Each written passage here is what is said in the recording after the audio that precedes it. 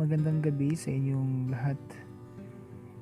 Ang configuration natin is makikita sa baba ng ating description, pati yung application natin na ginagamit nasa baba din.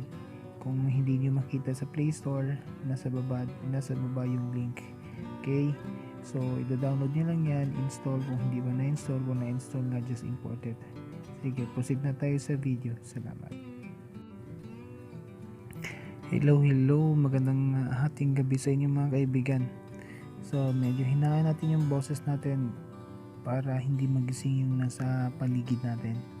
So ang ibabahagi natin ngayon naman ay ang configuration ng Wens VPN at saka Spark VPN. So magkahawig lang to, magkaiba nga lang ang itsura nila, yung forma nila, pero magkahawig lang sa pag-i-import. So unahin natin yung Wens VPN kung paano siya mag-import. Para sa akin, yung Spark at Wens VPN ang pinakamadaling gawan ng configuration, at dito nga ako nagko-connect kasi nga madali siya mag-connect. So ang gagawin lang natin is i-import lang to.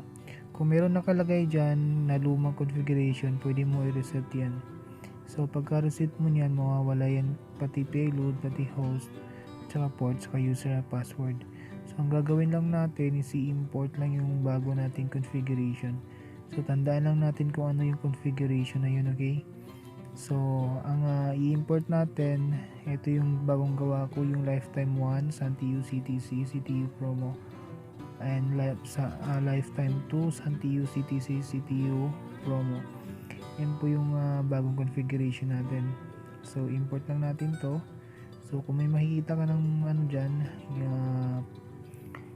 parang sulat dyan, is pwede ka na mag-connect. Kung i-connect mo yan, okay, so kung makikita mo started, so okay na po siya. So 200, okay. So gagawin natin, test natin sa YouTube kasi ito yung pinaka mabigat na application for all application na pang videos. So ito try natin. Ayan, so mabilis po siya, so hindi na siya masama. So sana hindi to magamit ng mga illegal na carding na yan, yung torrenting na yan. Sana wag niyong gawin yan para hindi siya magda-down. So lifetime po to, ibig sabihin wala siyang expiration date. So ang sa isa naman tayo, so stop natin to. So doon tayo sa Spark VPN. So reset natin. So the same lang, 'di ba? Ito yung kanina. Ayan, the same lang import. Dito naman is tweaks. So tweaks tayo. So diretso na 'yan. So kung wala 'yan diyan, nasa download folder niyo 'yan, ha. The same doon kayo na hindi ko nakita yung kanina. Hanapin niyo lang 'yun. Yung i-import nyo is ito, yung Lifetime Santiu CTC at saka Lifetime Santiu CTC Promo 2. So yun lang po, is connect natin. So connected, yan, connected siya. So ito try natin YouTube. Medyo mabagal, yan. So mas mabilis yung Wens VPN. And mabilis din naman to. So yung ano natin, yung configuration natin is hindi siya limited, kumbaga open data siya, open access siya to all sites, pero may blocking siya. Walang capping pero may blocking.